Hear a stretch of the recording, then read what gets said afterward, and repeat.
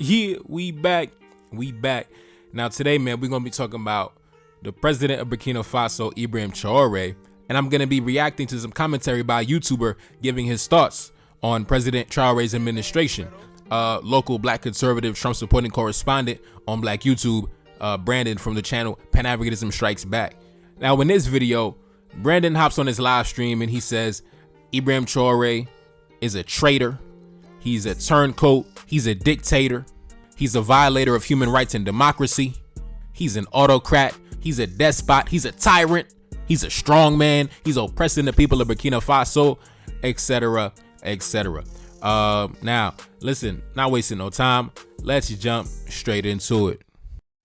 The latest person to overthrow the government and declare himself the leader in this country is Ibrahim Traoré, right? He is a person who came from a civilian background. He joined the Burkina Faso military and then overthrew another general who, well, captain, Traoré's a captain, but he overthrew another general who had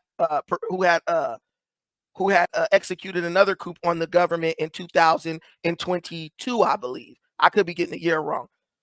All right, we back. Now, we're going to run down the timeline of events of what's been going down in this region of Africa. As most everybody already knows by now, there are 3 nations in Africa that are in what you could call open rebellion against the Western colonial powers. And those are Mali, Burkina Faso, and Niger. The first nation to go into open rebellion was Mali. I believe that was back in 2021. And for those of y'all who've been following along with the West African politics, you already know that there is a heavy sentiment of anti-French sentiment going across that region of Africa, Francophone Africa, especially amongst the young people. So when you see these military governments taking certain actions, such as removing the French military from the national territory, expelling the French ambassador, suspending the French media, it makes it difficult for France to take any concrete action against them because, due to the fact of the heavy anti-French sentiment that is currently enveloping that whole region of Africa for the past few years. Which, to be honest, it's a long time coming anyway. France has been active in the region going all the way back to the 1850s, 1860s, 1870s, 1880s, 1890s, even going back further than that. So it's about time that they began taking certain actions to get them boys the fuck up out of here. But let's go back to what Brandon had said. He said Ibrahim Traoré had overthrew a previous general by the name of Paul-Henri Damiba. Yeah, he did. When the coup d'etat happened that brought Damiba to power, and he only stayed in power for a very short time, that is what you call a manufactured revolt, okay? That was an AstroTurf uprising. That was a proxy rebellion. That was a cloaked intervention. That's why you didn't see anybody talking about President Damiba in any endearing way. Nobody made any videos about him. Nobody talked about him. He didn't have any headlines coming out about him. Nobody really sanctioned him because he was in the pocket of the Western corporations and the Western governments. He didn't take any action against France because he was backed by France. He didn't take any action against any Western corporations because he was in a pocket of the Western corporations. And it wasn't until Ibrahim Traoré came to power that is when certain policies began to take effect, such as the same ones that took place in Mali, telling the French military it's time to go, telling the French ambassador it's time to leave, telling the French media it's time to close down shop. That is when Ibrahim Traoré came to power. And the reason why he's had more fame and acclaim in comparison to the other guy is because of the policies that he's pursued in his time in office. And by 2022, both Mali and Burkina Faso were both in open rebellion against France. And that is when France began to look towards Niger. The president of Niger at that time, they came to an agreement and allowed the French military to relocate to their country.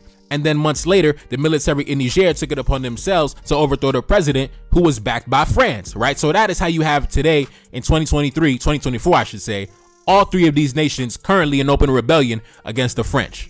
That is the timeline of events in a very short, summary. Now let's get back into the video. I'm not a fan of coups and I'm not a fan of military-led governments. I'm not. Because what I understand is that military-led governments are dictatorships.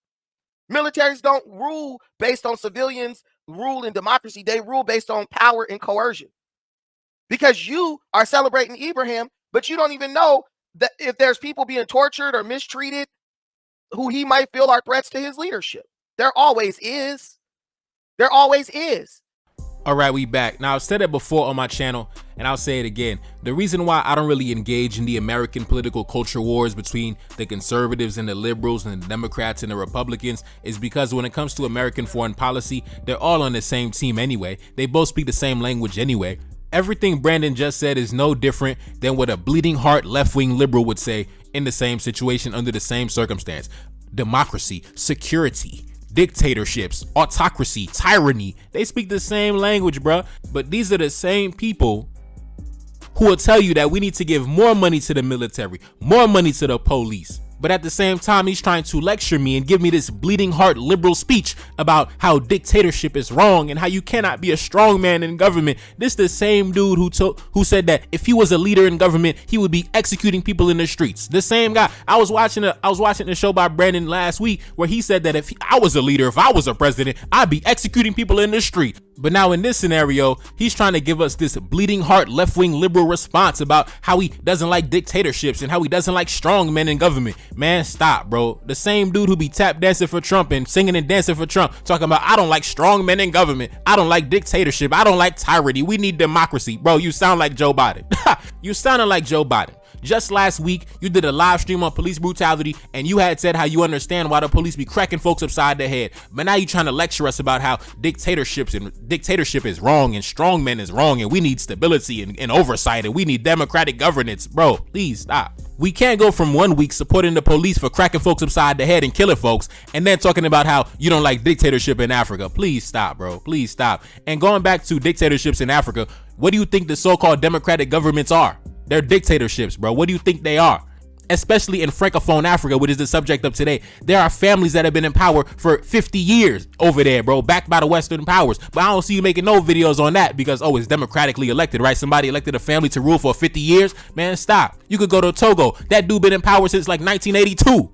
The Bongo family in Gabon been in power since 1967. And there was recently a coup d'etat that happened over there. But that man, guess what? He's the cousin of the Bongo family. And he's also backed by the French. Take a look up on the screen. That's why you see him holding hands and shaking hands with the French president. Just like the president in Chad. He's also the son of a previous military leader that was also backed by France. And he's been in power for God knows how long. How long that family been in power? Since 1990. And after his father died a couple years ago, he took power by military takeover. But due to the fact that he's in the pocket of the French, nobody has a problem with it. Nobody's calling him a dictator. You see, he's linking up and he's kicking it with the president of France, right? Nobody has a problem with him. Nobody's talking about him. Because nobody truly has a problem with dictatorship when you are serving the interests of the West. But when you are not serving the interests of the West, that's when you get these bleeding heart left-wing liberal speeches about how dictatorship is wrong and how democracy must be upheld. Listen, it's a long list of dictators you need to address before you get to Ibrahim Traoré. You know what I'm saying? You need to address some of these powerful families that's been in power since goddamn the 1960s and the 70s and the 80s, bruh. That were backed by the Western powers. So listen, if you ain't gonna talk about them, I'm not trying to hear nothing about what Ibrahim Traoré doing. Let's continue. Oh, and by the way, I made a mistake. It wasn't the president of Togo.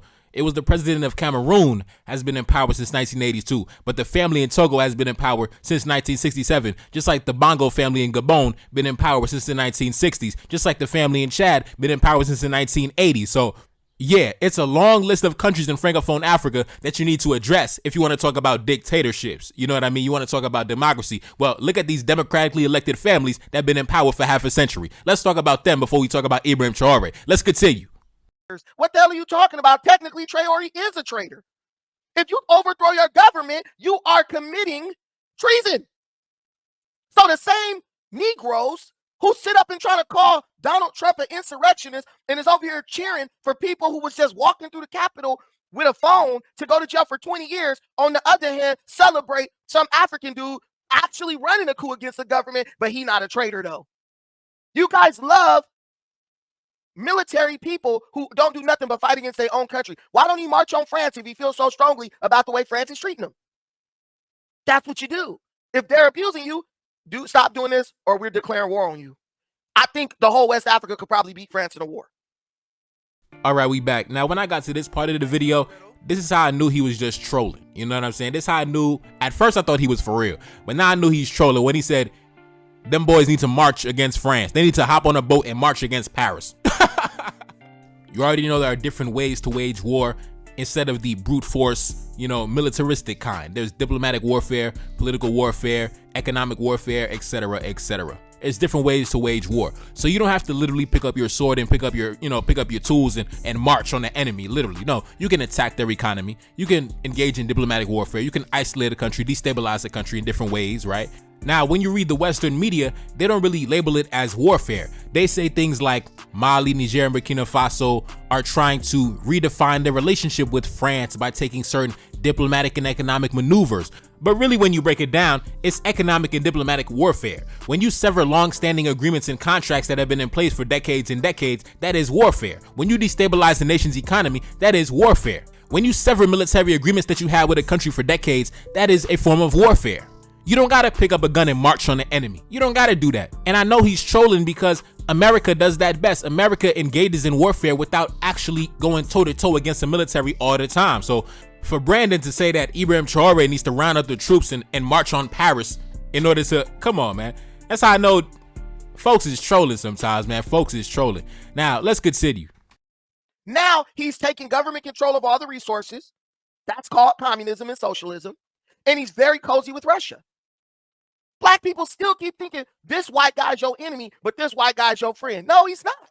Now, in this section of the video, Brandon begins to talk about Russia, and he says something that is very ironic because he said that, oh, black people have a problem of thinking one white guy is your enemy and another white guy is your friend. Now, like I said, Brandon is the resident black conservative Trump supporting commentator on Black YouTube, right? So he is the poster boy for thinking one white guy is the enemy and another white guy is your friend. I mean, he's been sitting on these YouTube streets for years now talking about how the Democrats is the party of slavery. The Democrats ain't do nothing for us since civil rights. The Democrats. But Trump got $500 billion for us though. Trump got the money. Trump gonna lower the taxes. Trump is the bad. So listen, you can't take these folks serious. Like I told you, when it comes to police brutality, he becomes an authoritarian dictator. Oh man, we need to give more money to the police. The police need to crack you upside the head. When it comes to foreign policy, he becomes a left-wing bleeding heart liberal. We need to stop dictatorships. We need to support democracy. Bro, please stop.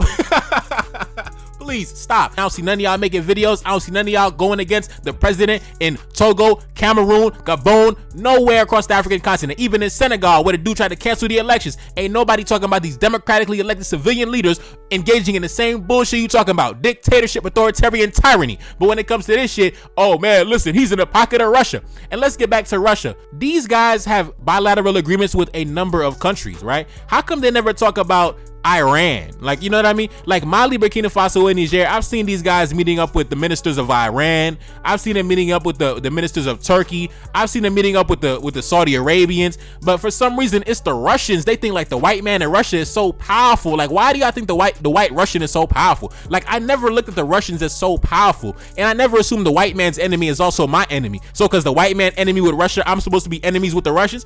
Listen, number one, I don't think the Russians are so all powerful and omnipotent the way y'all make it claim. Like, I don't see it like that. You know, I don't see Putin as this godly figure like y'all do. Like that nigga, man, listen, man. Niggas be gassing up these white men. You know what I'm saying? Niggas sit down. Niggas always sucking off some white men. I don't see any country having bilateral agreements with Russia as any different than having it with Iran or having it with Turkey or, you know, China or Saudi Arabia or the United States or whatever. Nations can form partnerships with whoever they want to form partnerships with. It's called sovereignty. You come to the negotiation table as a man and negotiate for what you want to negotiate for. So me personally, I was never a fan of this idea that when the black man comes to the negotiation table to negotiate, he's automatically a slave looking for a slave master. That's your own personal inferiority complex is taking over. I don't see it that way. I look at it like this. The black man can form alliances and partnerships with anybody he wants to, as long as they serve his interests. And when it no longer serves your interests, you can back away from the table and you can cancel the agreement like they did with France. You can cancel the agreement at any given time, man. So I don't look at it that way, man. You know, y'all boys got to stop looking at yourselves like slaves looking for a slave master. I don't look at it that way. I look at myself as a black man coming to the table negotiating for what I want, man, talking big business. You know what I mean? So, you know, anyways, man, let's continue. You don't even know this new guy. We didn't even take a wait and see moment. Let's see what he does. All right, we back. Now, in this section of the video, Brandon says that we need to wait and see, right? And I've said that before on my channel. We need to wait and see what they do. I've said that multiple times on my channel. We need to give it some time to see the results play out. You can't be giving somebody a report card after 1 year, 2 years. Nah, hell nah. You need to let them run some time and power to implement their policies and make sure their policies remain in place and see how their policies affect the population. I've said that before, but Brandon himself didn't wait and see. You already done called the homie a traitor. He's a turncoat. He this, that, and the third. He's a dictator, a tyrant. You didn't wait and see. So what the fuck are you talking about? We gotta wait and see. You can't say that all that bullshit and then we say we gotta wait and see. Nigga, you ain't waiting and seeing nothing.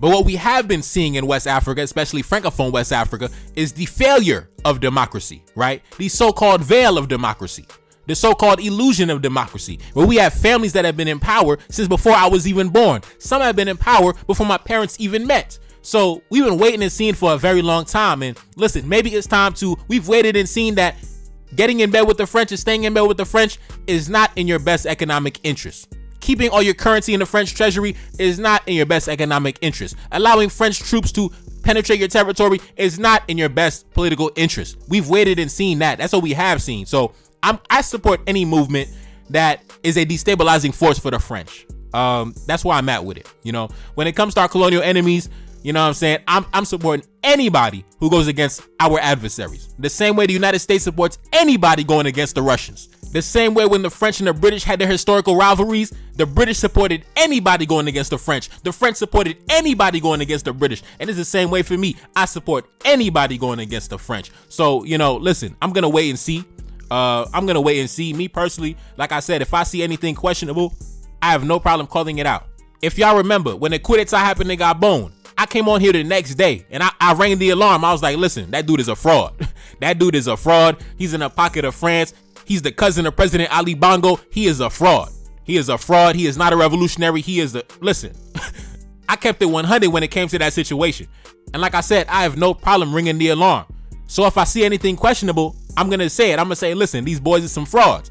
But at this moment, I don't see that right now. I see them boys waging economic and diplomatic warfare against the French. And until further notice, I'm going to continue to support that. So anyways, man, it's your boy Neferkari. That's Elaine back on the building. Yes, indeed. Cash App up on the screen. Listen, man, support the channel, man. Support the channel. You know I got one of the best channels on Black YouTube, man. Ain't nobody fucking with your boy, man. Support the channel. Let's keep it independent. Let's keep it moving. Got love for y'all, man. The supporters, the listeners, the contributors. Yeah, we out. Reincarnated, I'm back in original fashion. I left on a horse and came back in the ass, and I left with abundance and came back to famine. We used to be pyramids, now we be rapping. Look how the mighty have fallen. Used to be running, now we be walking. When you be cooning, that's when they applauded. Selling your soul, your sons and your daughter. Gotta come up in this shit. They stuck in the mix. Really, my heart it be breaking. That's why I'm stacking that paper and handle my business. Pass it down in generation. Talking about money and power and building a nation. That's a deadly combination. Never be watching the TV, they pushing agendas, falsifying information. Know they got malice intentions. Step in the room and I'm feeling the tension. Enemy watching me blocking my vision. Pay for the check cause I need my redemption. Building my kingdom, I need it protected. Ready for war like a young Money Congo. Never decided the team is the motto. Up in the crib and I'm whipping up waffles. Up in the crib and I'm smoking gelato. I'm chilling, I'm taking my pain and make it ambition. I'm blessed by the gods, but I ain't religious. I came for the power, they came for the bitch. They making no hourly wage, I got business. This shit is an art and they could never be taught. Selling my soul, I can never be bought. Play with my money, I see you ain't caught. Run to the check and I do it for sport. Babylon falling, I go to the source. Packing my luggage and go overseas. Shorty be with me and she so elite. Shorty be chocolate, I'm calling her Hershey. Secret intelligence probably gon' murk me. Don't fuck with brands, cause nigga I'm Haitian. Say the wrong shit and you're smacking their faces.